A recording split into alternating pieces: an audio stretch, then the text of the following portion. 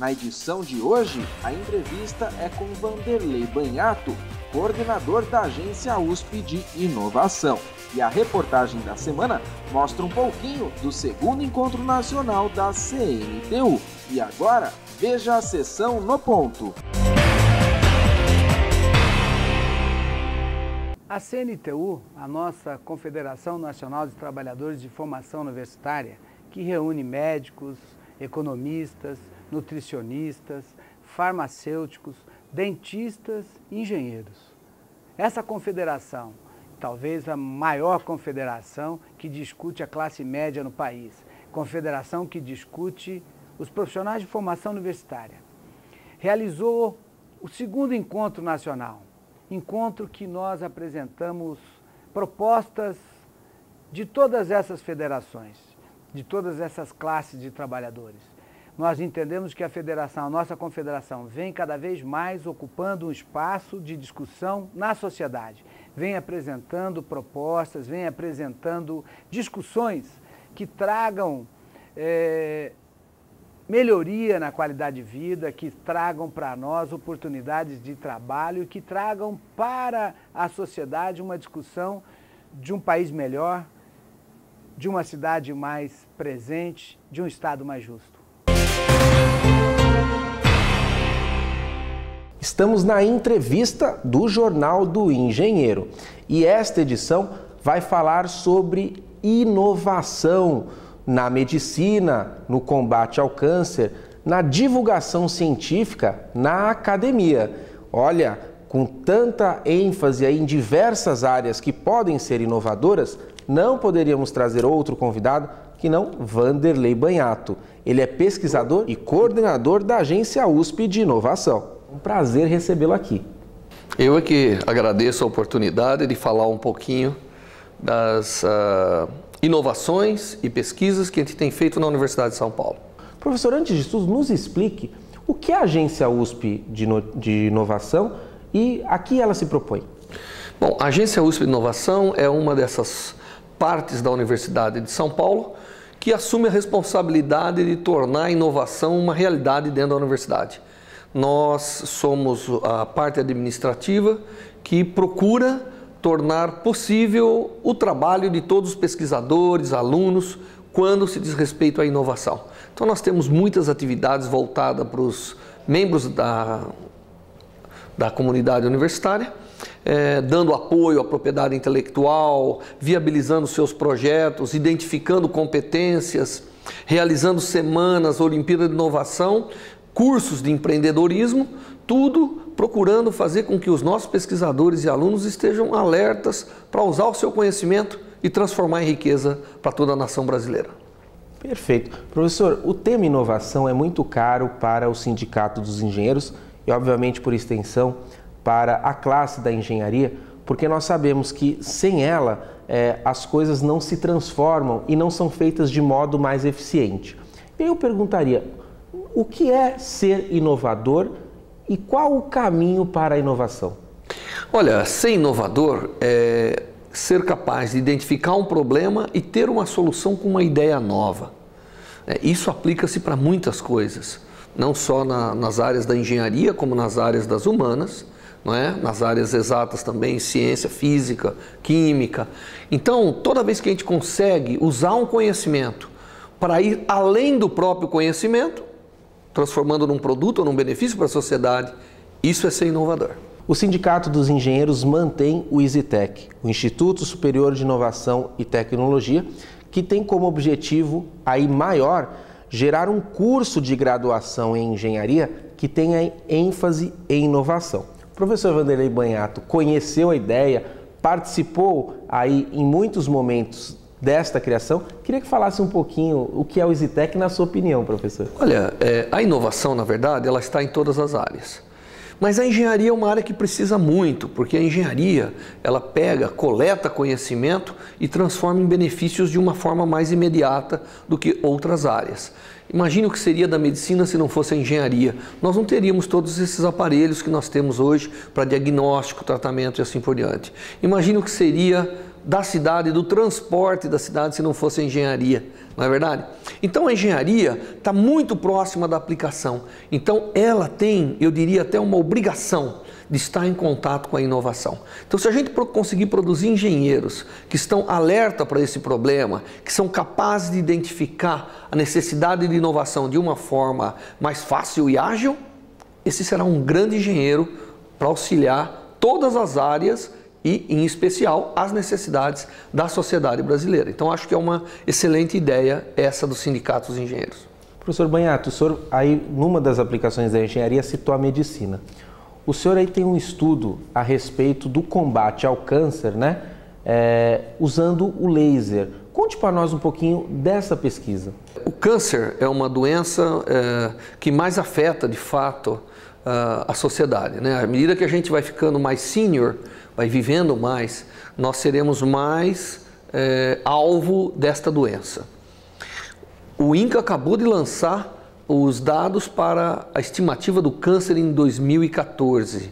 Nós teremos perto de 500 mil de pessoas que serão diagnosticadas com câncer em 2014. E, embora a medicina tenha melhorado muito para cuidar desses pacientes, ela precisa de tecnologia. Câncer de pele, nós temos 183 mil novos casos no ano. É necessário desenvolver coisas que são ágeis, não é? E seguras para tratar o paciente rapidamente.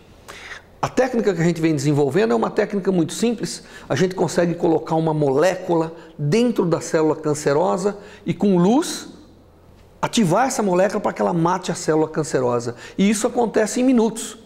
Então você imagina, você chega no consultório do médico e ele vê que você tem um tumorzinho de pele no rosto, ele passa uma pomadinha, espera um pouquinho, ilumina e aquele tumor já está eliminado. Esse é o nível de tecnologia que a gente está desenvolvendo, esse é o nível de tecnologia que nós estamos envolvidos para trazer para a sociedade. E temos conseguido. O governo brasileiro, através de financiamento do BNDES e com apoio na área de pesquisa da FAPESP, do CNPq e FINEP, conseguimos colocar 100 centros implementando essa tecnologia aqui no Brasil em algo que eu acho que vai ser um grande sucesso. Assim, logo que a classe médica tome essa tecnologia, será um apoio para todo mundo que demande de um tratamento rápido e eficiente. Professor, então essa tecnologia ela já está sendo aplicada em pessoas mesmo? Já está sendo aplicada em pessoas já há algum tempo. Tá certo? Nós ajudamos a desenvolver, inclusive, essa droga fotossensível aqui no Brasil. Os aparelhos estão todos aprovados pela Anvisa. Os médicos dermatologistas já têm à sua disposição tecnologia brasileira. Antes, tecnologia desse tipo precisava ser importada a um preço que muitas vezes foge da realidade econômica brasileira, não é? Então, nós nos preocupamos em desenvolver uma tecnologia que seja facilmente adquirida pelos médicos brasileiros e que seja capaz de ser custeada por nossa sociedade. Então, essa preocupação houve. Então, nós estamos com uma tecnologia aí já disponível para todos aqueles que queiram dela ou precisem dela fazer uso. Quais os tipos de câncer que essa tecnologia combate? Ela combate muitos tipos de câncer. Nós estamos focando no câncer de pele porque é um problema de massa. Quando você chega a quase 200 mil casos por ano, já é um problema. Um país ensolarado como o nosso? Isso vai aumentar. Isso vai escalar de forma considerável nos próximos anos. Mas a gente está também atuando no câncer de colo de útero agora, com um programa nacional financiado pela FINEP. E a gente espera conseguir, de alguma maneira, legitimar e disponibilizar para a sociedade. Porque não adianta desenvolver técnicas que ficam restritas àquele pequena porcentagem da população que pode tomar um ônibus e ir para grandes centros ou que pode tomar um avião e ir para os Estados Unidos se tratar. Nós queremos técnicas que possam assistir a população como um todo, em qualquer lugar do nosso território. Perfeito. E o professor Banhato já iniciou o assunto do próximo bloco. Qual é? Democratização do acesso à tecnologia e a democratização do conhecimento sobre ela. O Jornal do Engenheiro volta daqui a pouquinho. Ainda nesta edição, saiba como foi o segundo encontro nacional da CNTU.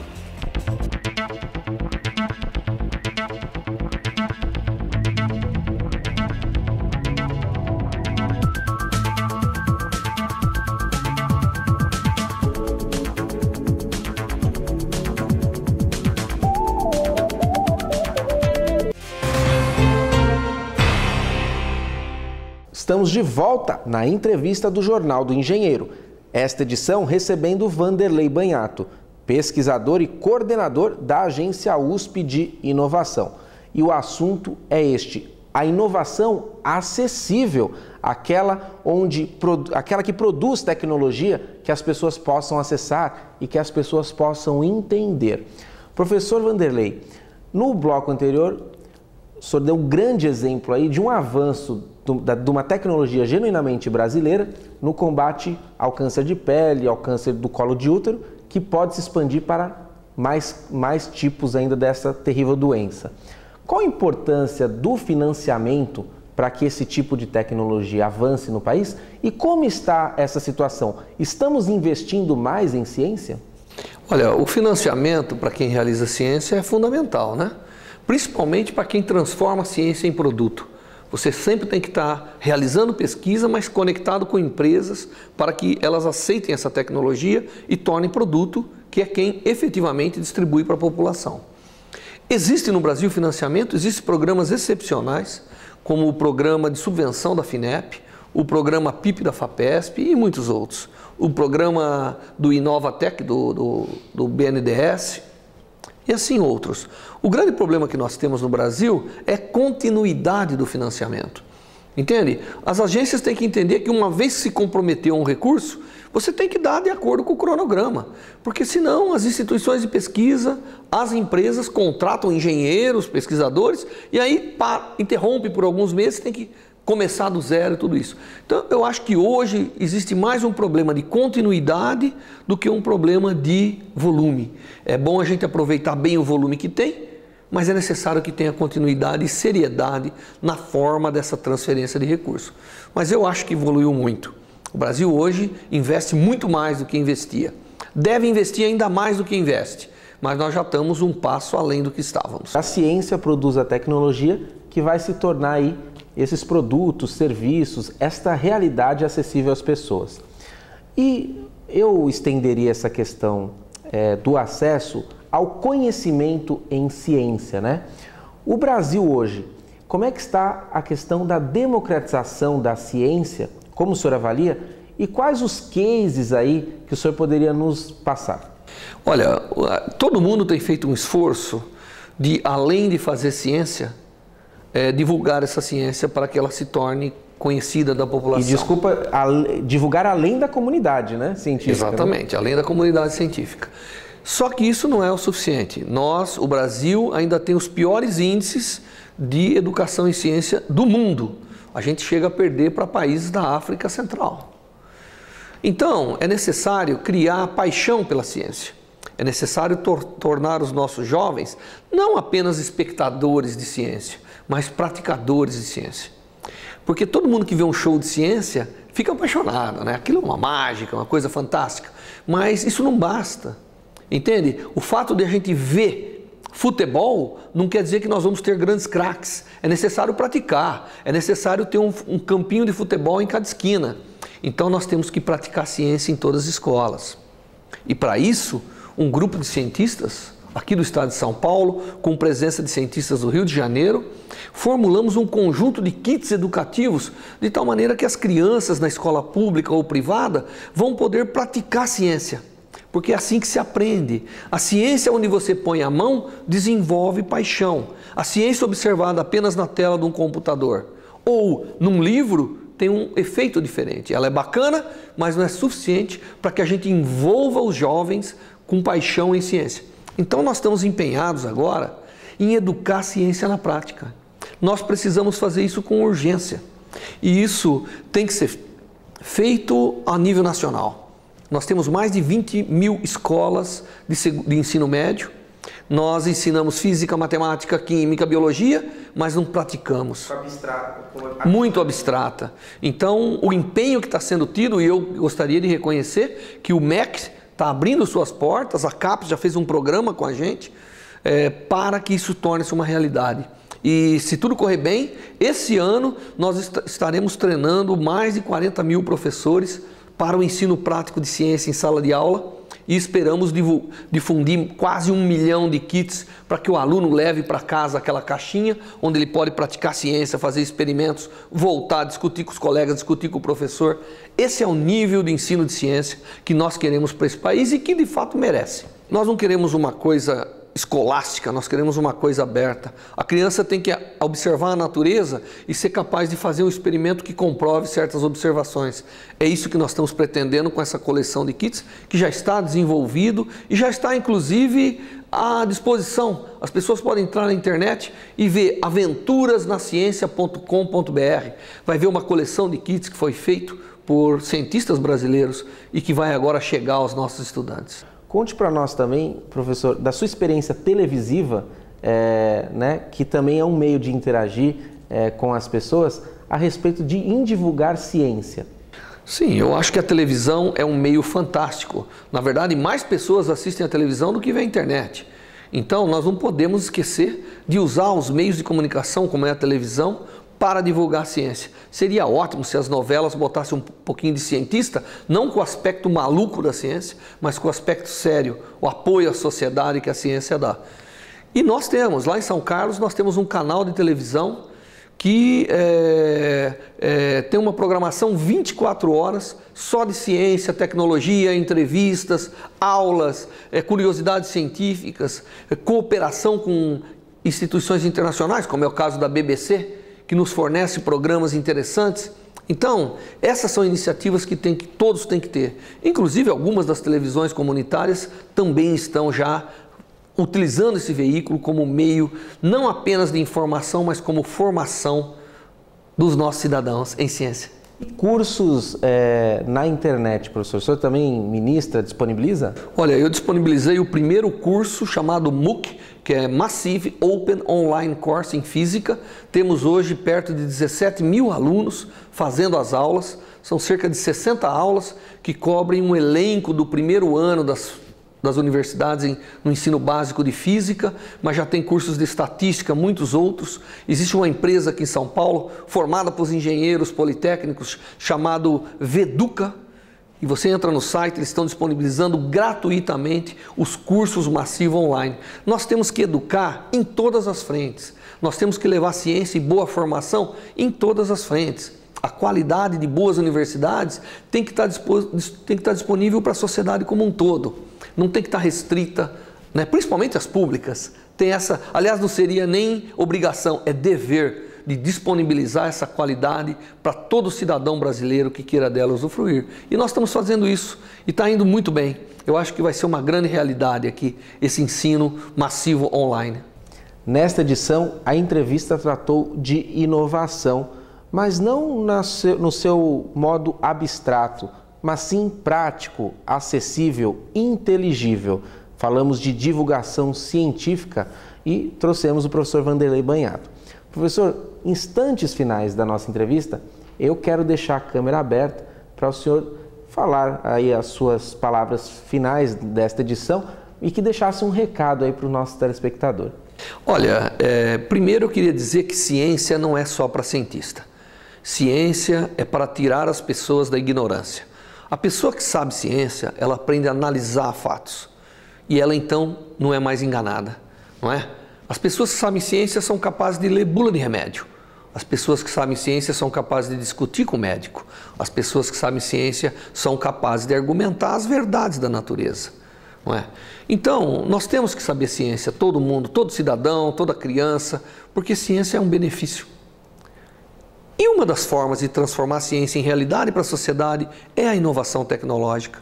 Aí sim, todo cientista nessa nação tem que ter a obrigação de estar num estado de alerta para transformar qualquer conhecimento que seja possível em benefício para a sociedade, tem que usar essa oportunidade. Nós não temos um inovador profissional, o que nós temos são cientistas visionários, capazes de transformar a sua ciência em benefício, em produtos. E isso sim são os inovadores. E nós gostaríamos que todo mundo tivesse essa obrigação dentro de nossa nação. Esta edição do Jornal do Engenheiro não termina aqui. Fique conosco e acompanhe mais assuntos que tratam da inovação, engenharia e desenvolvimento.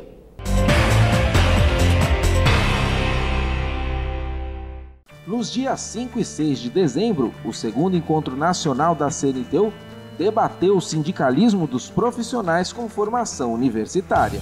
Para nós, a importância do segundo encontro nacional da CNTU, discutindo as questões do sindicalismo.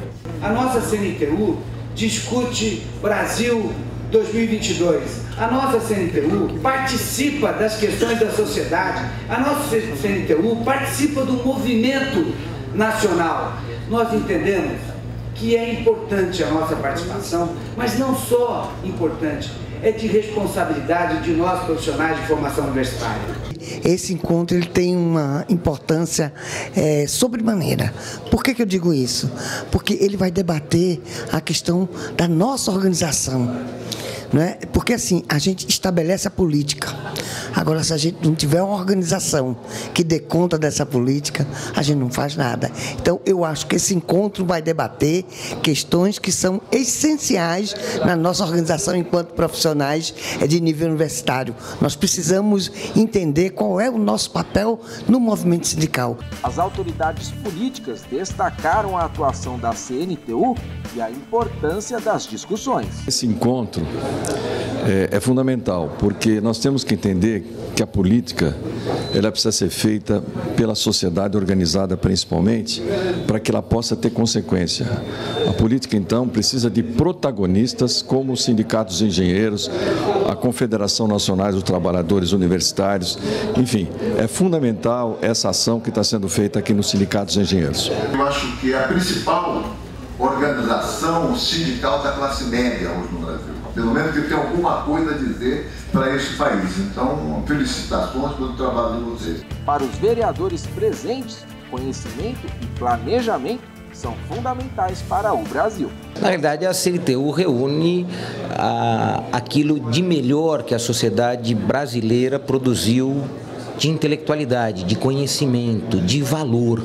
Na sociedade do conhecimento, o que tem valor é a nossa intelectualidade. E isso não pode redundar em uma concentração de riqueza. Ela tem que socializar o conhecimento e, com certeza, pulverizar riqueza pela sociedade. Esse esforço, a CNTU mostrou a vontade de fazer. Por isso que a gente veio aqui, na abertura do segundo encontro, para revelar o desejo do parlamento estar junto com a confederação. Então, esse é nosso desejo, porque está claro que na sociedade do conhecimento, quanto mais você o socializa, mais você promove aqueles que menos têm.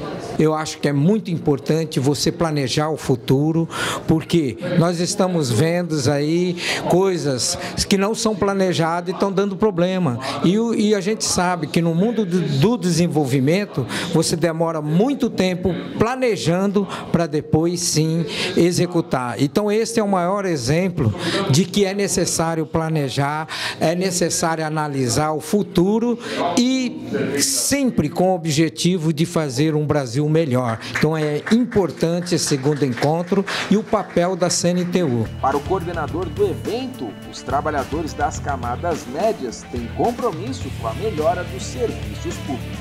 Nós precisamos empurrar o Poder Executivo, o Poder Legislativo, o Poder Judiciário a exatamente melhorar as condições dos serviços públicos. Então, o grande desafio dos próximos 10 anos é a melhoria desses serviços públicos, porque isso diminui a desigualdade. Se eu dou uma escola de melhor qualidade na área pública, eu tenho condições desse jovem competir muito melhor no mercado, não é? Então, essa correlação, ela só vai acontecer se realmente as camadas médias, elas saírem das arquibancadas e entrarem em campo. A necessidade de inovar o sindicalismo das camadas médias foi tema do primeiro debate. Os palestrantes ressaltaram a importância da iniciativa. A importância do debate, no meu modo de ver, é que grande parte da classe média brasileira que está sendo organizada aqui nesse tipo de sindicalismo tem uma contribuição a dar no processo político brasileiro, no processo de desenvolvimento, distribuição da renda, redução das desigualdades, e um sindicato como esse tem que se colocar essas questões e saber que tipo tipo de luta ele deve assumir para contribuir nessa direção progressista para a sociedade brasileira, né? Esse tipo de sindicalismo e esse tipo de evento está discutindo os rumos que o país pode tomar no futuro, em termos de desenvolvimento, de melhoria das condições sociais. Então é bastante oportuno e relevante essa discussão. No encerramento do evento, ocorreu a entrega do Prêmio Personalidade Profissional, por meio do qual a CNTU homenageia 7 pessoas que se destacaram em sua área de atuação. Saiba mais sobre o 2º Encontro Nacional da CNTU. Para conhecer os premiados, se aprofundar nos temas e ler a Carta à Nação Brasileira, documento final do evento, acesse o nosso portal na internet.